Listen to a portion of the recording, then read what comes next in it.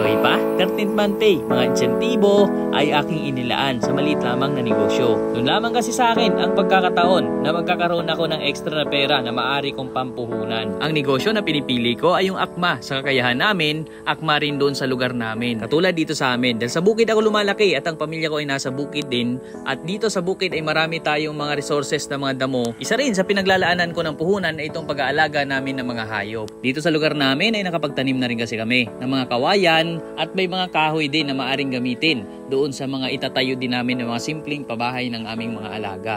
Ganon din ang mga pagkain ng mga alaga katulad nito mga kambing, available na lamang din ito sa paligid dahil napakaraming damo din na maaari nilang kainin, kung saan malaking bagay na rin na mayroong mga kambing dahil makakatulong din sila upang ma-maintain at hindi masyadong mapapalaki yung mga damo dahil nandyan silang laging kumakain ng mga damo sa paligid. Noon ay nag-umpisa lamang ako kung magkano yung kakayahan namin ay bumili muna kami ng 3 pirasong kambing sa halagang 5,000. Mas mura pa din kasi ang mga kambing noon. Nung sumunod naman ay nagdadagdag din kami hanggang sa umabot ng 5 piraso yung inahin namin at nagkaroon kami ng isa pang barakong kambing. At yun ay nagpaparami hanggang sa umabot ng 20 piraso yung mga kambing namin makalipas lamang ang mahigit sa 2 taon. Sa mga kambing ay hindi rin naman ganon kay daling alagaan dahil sa mga kambing may mga pagkakataon din na nagkakasakit sila. Ang mga kambing ay kailangan din nating purgahin kahit nagpupurga din kami sa mga kambing namin. Marami namang nabibiling pampurga sa mga agri-vet stores, mga poultry supply na maaari nating gamitin sa ating mga kambing. Itanong lamang natin yung mga pampurga sa mga kambing natin. Kasama rin sa naobserbahan ko pagdating dito sa mga kambing ay kapag sa panahon na sila ay nagkakasakit, sila ay nangihina ay kay hirap din actually gamutin.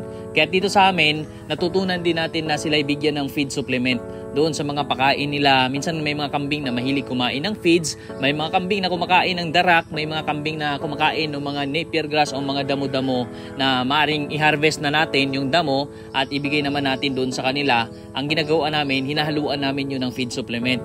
Yung King's Vita Plus Animal Feed Supplement yung aming hinahalo doon sa kanilang mga kinakain. At yun yung ginagawa namin pagdating dito sa pag-aalaga ng kambing, hindi na namin inaantay pa doon sa punto na mahina ng kambing namin bago namin sila gamutin. Ang ginagawa namin, habang malalakas pa sila ay binibigyan na rin namin ng feed supplement para naman ay tuloy-tuloy na sila ay malalakas at mas gumanda yung kanilang pangangatawan. Based naman doon sa naging observation namin, katulad nga nito ngayon, makita natin na may pinagkakabalahan yung kambing natin. So dyan naman ay nagbibigay kami ng feeds na hinaluan natin ng King's Vita Plus Animal Feed Supplement. Pero hindi mga kambing na medyo mahirap din pakainin ng feeds, hindi sila sanay. Pero pagka nasanay na sila, ay binabalik-balikan na rin nila yan. Usually, ang ginagawa namin kapag sinasanay sila, hinahaluan muna natin yung mga usual nilang kinakain. Kung halimbawa, mga damo ang kinakain lamang nila, nanguha kami ng damo, doon ay kunti-kunti naming hinahaluan or pakunti-kunti naming hinaluan yung kanilang kinakain na damo. Hinaluan natin ng feeds or darak hanggang sa sumunod, kahit na pure feeds na binibigay natin or darak,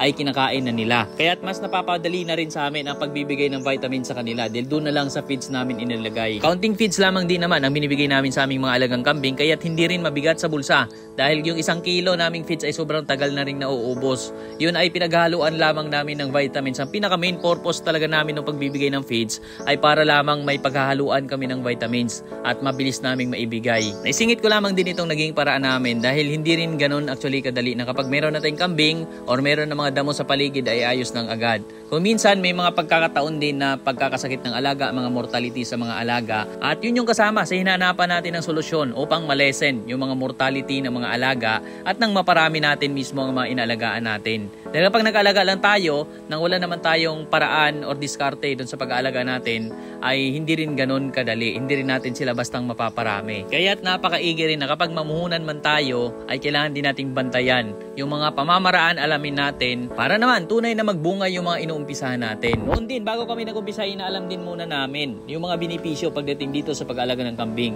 So unang benepisyo na niyan, yung kumakain sila ng mga damo at yung mga damo naman ay available na sa paligid na hindi na natin binibili pa. Actually, kapag nagpaparami pa tayo ng kambing ay pwede pa rin tayo magtanim-tanim pa ng mga pampakain sa kanila. Nandiyan naman yung mga napier grass na palaging tumutubo kapag nag-ani tayo, tumutubong muli. no? Kaya lagi tayo nag-aani ng napier grass at pwede rin tayo magtanim ng mga cuttings mula doon sa ating inaani, ay malaking bagay din doon sa mga alaga nating kambing. Lalo na kung mga plano natin ay magpaparami pa lalo ng mga kambing, kaya laki ng bagay din ang tinatyaga natin pagdadagdag ng mga pananim na maaring pagkain ng mga alaga nating kambing. Marami nga rin nagtatanim sila ng mais, yung mga bunga ay naibebenta nila, yung mga pinakapuno ng mais yun naman ay kanilang chinachop at pinapakain sa mga alaga nilang kambing. Kaya't walang tapon. Kaya't hindi lamang isang produkto ang kanilang naani. Yung ilan naman ay nagtatanim ng mani. Yung mga dahon ng mani ay kanilang ipakain sa mga alaga nilang kambing, habang yung mga laman naman, yun ay kanilang ibebenta o nagiging pagkain. Napakaraming po pwede nating gawin. Napakaraming po pwede pa nating i-explore para doble-doble o triple pa ang maaari nating kitain sa ating mga bukid.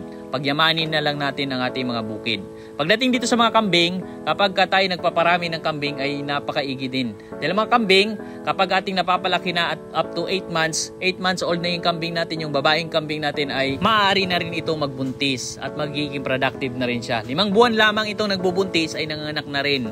Kung minsan sa unang anak ay nanganak ng isa, sa mga sumunod nilang anakan ay meron ng anak ng twins, triplets. Kaya't napakaigi rin dahil mas mabilis nating napaparami yung mga kambing natin kapag maswerte tayo ng ganun kadami yung nagiging anak nila. Pero meron din namang mga inahing kambing na tuloy-tuloy na isa lamang yung nagiging anak, kahit na medyo tumatagal na silang nanganak. Sa loob ng 2 taon, usually ang ating mga inahing kambing ay nanganak ng 3 beses. Kaya't mas mabilis din natin silang napaparami. Kung i-compare natin ito sa mga baka kalabaw, mas mabilis na panganganak yung mga kambing. Pero yung mga baka at kalabaw naman, medyo matagal kong manganak, pero mas mahal naman kung maibibenta natin. Kaya't pareho lamang din. Pwede tayo mag-alaga ng kambing, pwede tayo mag-alaga ng baka kalabaw na maaring maging productive pa rin sa ating mga bukid, lalo na't napakaraming damo sa ating mga paligid. Pagdating naman sa mga pabahay ng mga kambing natin, kahit na mga simpleng mga available na mga kagamitan, kung anong meron sa lugar natin ay maaari natin gamitin bilang pabahay nila. Kung meron tayong mga kawayan ay magagamit na natin doon sa mga bahay ng mga alaga natin at hindi na natin kailangan pang bilhin. Maging yung mga reject sa mga kuko lumber, kung halimbawa sa lugar natin, dito sa amin maraming mga niyugan, kapag mayroong mga bumibili ng mga kuko lumber, madalas may mga natitira dyan na mga rejecta doon sa kahoy at hindi na nila dinadala pa yon. Yun naman ay ginagamit namin pandagdag doon sa mga pabahay ng mga kambing namin. At usually, kami lamang din ang gumagawa ng mga pabahay ng kambing, kaya't mas less na rin yung nagagastos. Dahil yun namang mga pabahay ng kambing natin na hindi naman kailangan yung sobrang nasa standards, lalo na kung nag-uumpisa pa lang tayo. No, importante, kung halimbawa magtayo tayo ng pabahay ng kambing, no, mahalaga din na meron itong 1 meter elevation mula sa flooring, yung pinakasahig ng bahay ng kambing natin, at merong mga espasyo na malalaglag na lamang ng kusa yung mga dumi ng kambing kapag sila'y nadumi doon sa loob ng bahay nila, para mas madali rin nating malinis, or mas kahit na wala tayo doon sa area palagi ay hindi rin nila bastang naaamoy na lamang yung mga dumi nila. Dahil yung mga dumi ng kambing, kapag yun ay kasakasama nila palagi doon sa loob ng bahayan nila, ay posibleng nakakasama rin sa kanila at posibleng magkasanhi rin ng sakit sa mga alaga nating kambing. No, at yun din, maigi na purgahin din natin yung mga kambing natin. Sa amin usually nagpupurga kami kapag pagkatapos mga anak na inahing kambing, naawat na yung kanyang mga anak, doon ay nag-umpisa na kami magpurga. Pinupurga namin yung inahin at yung inaawat niyang anak. Yun yung ginagawa natin pagdating dito sa pag-alaga ng kambing, para naman mas safe yung mga kambing namin. Dahil dito sa amin, pinagsasama-sama lamang namin yung mga inahing kambing namin at yung mga barako, kaya't hindi pa rin namin masasabi kung saan dyan yung buntis na kambing. Kaya't ginagawa namin, doon na lang, nagpupurga kami tuwing may nag-aawat na ng anak. Ito naman yung una pa naming pabahay noon, napakasimple lamang nito na wala pang mga harang-harang sa gilid.